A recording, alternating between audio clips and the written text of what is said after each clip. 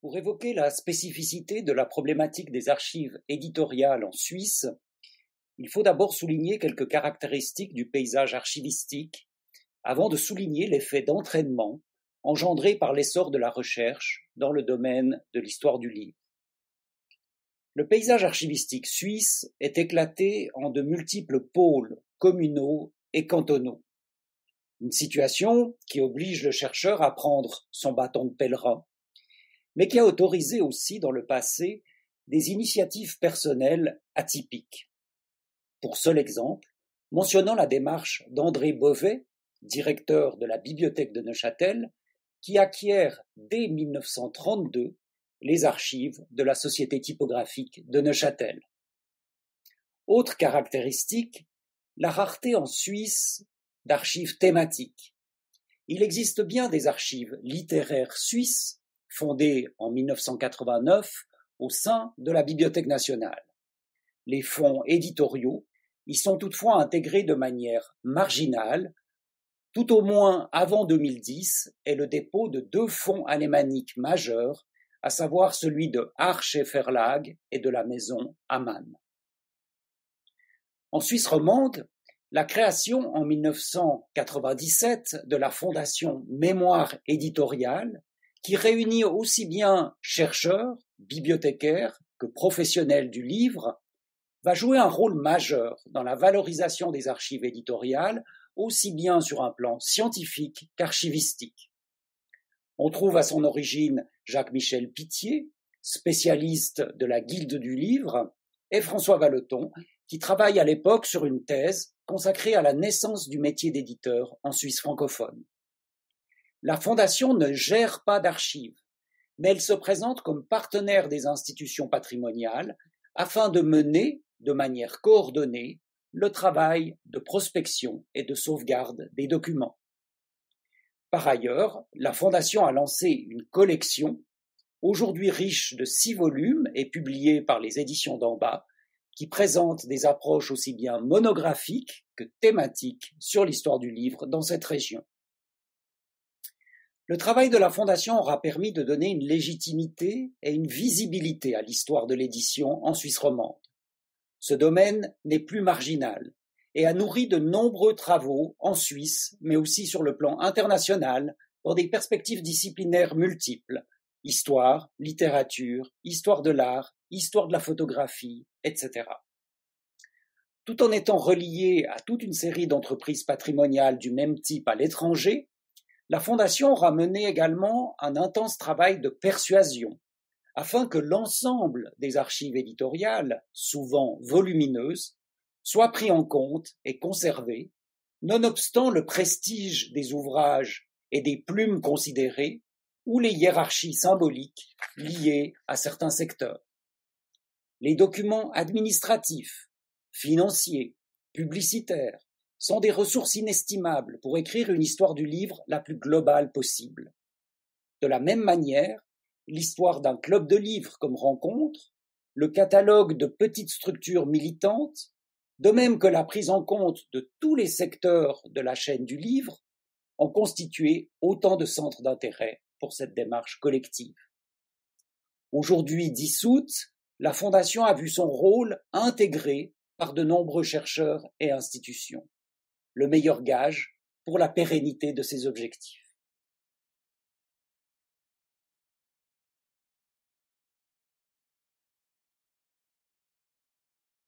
En Suisse, les archives éditoriales se retrouvent dans un très grand nombre d'institutions patrimoniales, et notamment au sein des archives ou bibliothèques des différents cantons ou communes.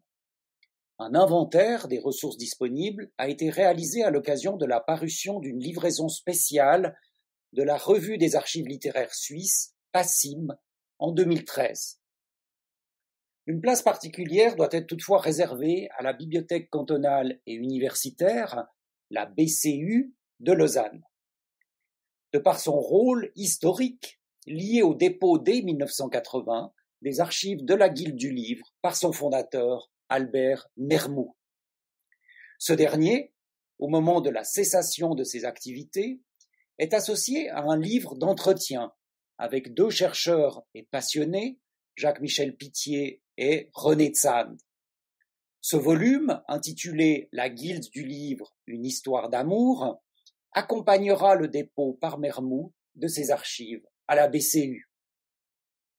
Lorsque Jacques-Michel Pittier et François Vallotton ont créé la Fondation Mémoire éditoriale environ 10 ans plus tard, la BCU en est devenue une partenaire toute désignée et la responsable du département des manuscrits a créé une section dévolue aux archives éditoriales qui s'est enrichie progressivement de ressources concernant l'activité de la maison protestante Bridel, le fonds de la librairie et des éditions Payot, des documents concernant l'encyclopédie vaudoise, ainsi que le fonds des éditions de poésie Empreinte.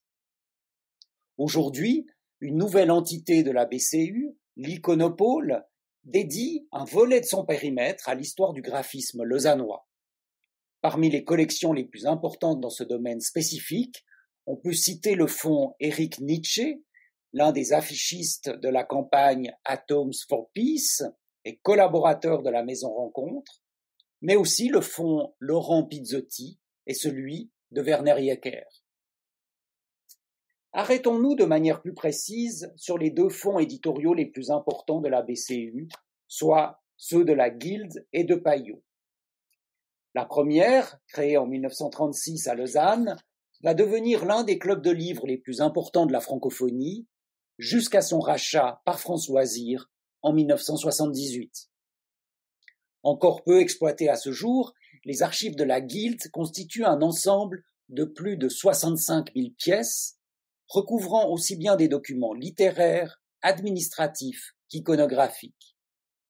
Elles ont récemment fait l'objet d'une valorisation très séduisante dans le cadre du site web Photo d'encre, développé par le professeur Olivier Lugon.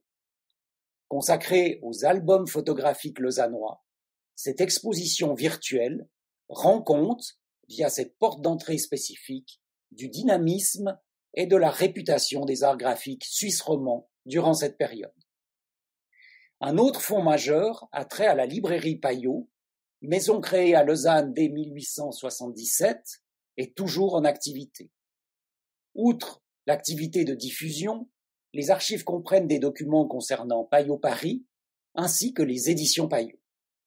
Elles ont fait l'objet d'une exploitation dans le cadre de la thèse de Karine Corajou, intitulée « La librairie, un commerce pas comme les autres, histoire de la librairie Payot 1950-1980 », soutenue à Lausanne en 2016.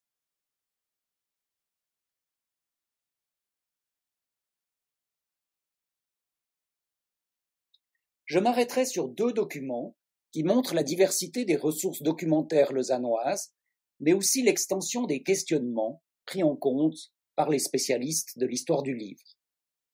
Le premier, tiré des archives de la Guilde du livre, est un document de mai 1951, co-signé par Albert Mermoux et Hans Opprecht, au nom de la Fédération des Guildes. Il se veut une réplique à une mise en cause de la politique des clubs de livres développée par Hermann Hauser, le patron de la Baconnière et président de la Société des libraires et éditeurs de Suisse romande, à l'occasion d'un exposé fait à Paris quelques jours auparavant. Mermoux et Opprecht contestent l'idée que les clubs ruineraient la position des libraires. Bien au contraire, à leurs yeux, c'est le syndicat qui aurait tenté d'intimider Mermoux au moment de la création de la Guilde par la menace de la création d'une organisation concurrente. L'éditeur lausannois, et c'est tout l'intérêt du document, revient sur la spécificité et le contexte d'émergence des clubs, leur rôle dans la formation d'un nouveau lectorat, la question de la gestion des abonnés et des charges afférentes, ainsi que sur la fixation des prix et la part des droits d'auteur. Comme le montre cet exemple, les sources administratives en disent beaucoup sur les luttes internes qui traversent le champ professionnel, tout en renseignant sur la dimension commerciale de l'activité éditoriale, souvent marginalisée dans la littérature secondaire. Un deuxième document de toute autre nature représente une perspective de la succursale lausannoise de Payot, rue Saint-François. Le fonds Payot est riche de nombreux plans d'aménagement des magasins.